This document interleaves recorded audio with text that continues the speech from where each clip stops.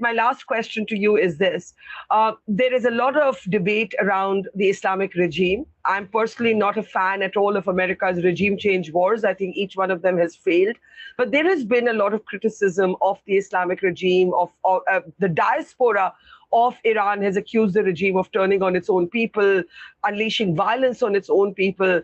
I'm not saying that the Americans have a right to go to war. I think that's for the people of Iran to decide who they want and who they don't want. But how do you address this criticism of the regime, especially when it comes to women?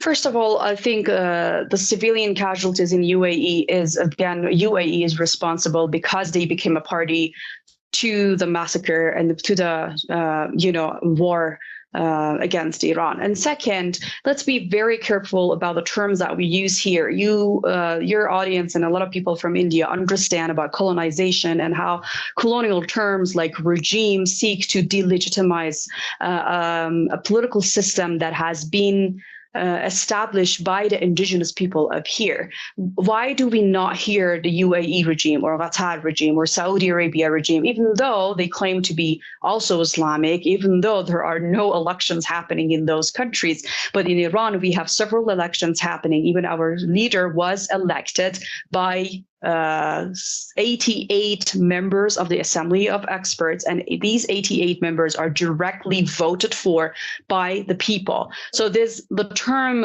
regime seeks to delegitimize. This is an imperialist narrative and a colonial framing of a political system in order to take out the agency from the indigenous people here. And this is not happening only to Iran. Any independent country that dares to stand against imperialist powers and against the colonization of their land are either labeled as, an illegitimate regime or terrorist, or they even named Nelson Mandela a terrorist and his cause against apartheid state in South Africa terrorism.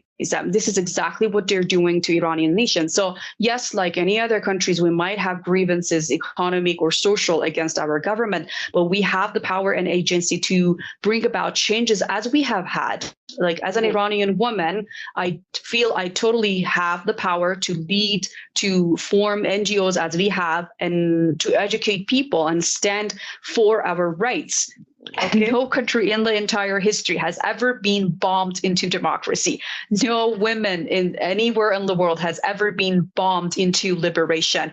We don't need liberation. The ones who do need to be liberated are the ones who have been victims of Epstein sex trafficking teams, the ones who have been victims of OnlyFans, victims of the capitalist system that has brought about indentured service. Just imagine how, as you said, the workers from South Asia working in UAE or Qatar have been treated. 6,500 workers from mostly South Asia died in Qatar during 10 years when Qatar was preparing for FIFA World Cup.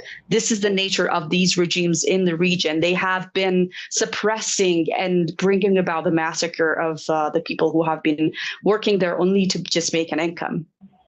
All right, Professor Setareh, we'll leave it there. Very passionate, strong words from you. What I will say to you above everything else is that I hope you remain safe. I'm glad to see that you are safe.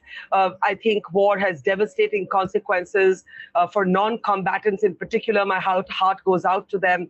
I think we were all devastated with what happened with the girls' school, in particular in Minab in Iran.